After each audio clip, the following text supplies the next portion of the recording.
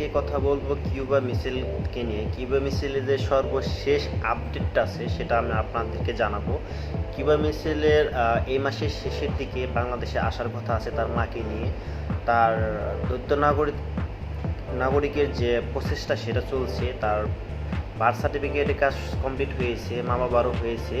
এখন শুধু তাদের পাসপোর্ট প্রক্রিয়ার কাজটা বাকি আছে। এই সপ্তাহের নাগাদ তাদের পাসপোর্টের কাজের প্রক্রিয়া শুরু হবে এবং তারপরে যে 3টা ধাপ তার বাকি আছে সেটা হচ্ছে তার ক্লাব, ইতালির ক্লাব যে সান্ডারল্যান্ড, সেখান থেকে এনওসির একটা পত্র দিবে, সেটা দেওয়া বা কাজ বাকি আছে এবং ফিফার কাছে একটা আবেদন করবে, সেই প্রক্রিয়াটা বাকি আছে। আর তার মা বাবার যে পাসপোর্ট প্রক্রিয়াটা সেটা বাকি আছে।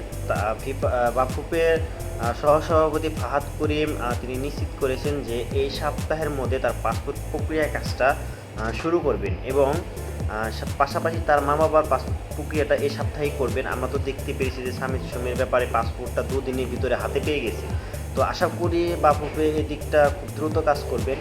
আর পাশাপাশি তাদের ক্লাবে একটা এনওসি দিবেন এবং ফিফার কর্তৃক এনওসি দিবেন। তাহলে আশা করি অবশ্যই এটা 3 তারিখের মধ্যে, 3 জুনের মধ্যে করতে হবে, কারণ 3 জুনের মধ্যেই এশিয়ান কাপের যে একটা খেলোয়াড়দের যে একটা লিস্ট সেটা প্রেরণ করতে হয়। সেটার মধ্যে তার 3 তারিখের আগেই এই কাজটা কমপ্লিট করতে হবে। যদি 3 তারিখের মধ্যে এই কাজটা কমপ্লিট করে অবশ্যই কিউবা মিছিলকে আমরা 10 তারিখে মাঠে দেখতে পারবো। তাছাড়া যদি তাকে 10 তারিখে মাঠে নাও যায় তাহলে তিনি খেলা দেখতে অবশ্যই স্টেডিয়ামে যাবেন।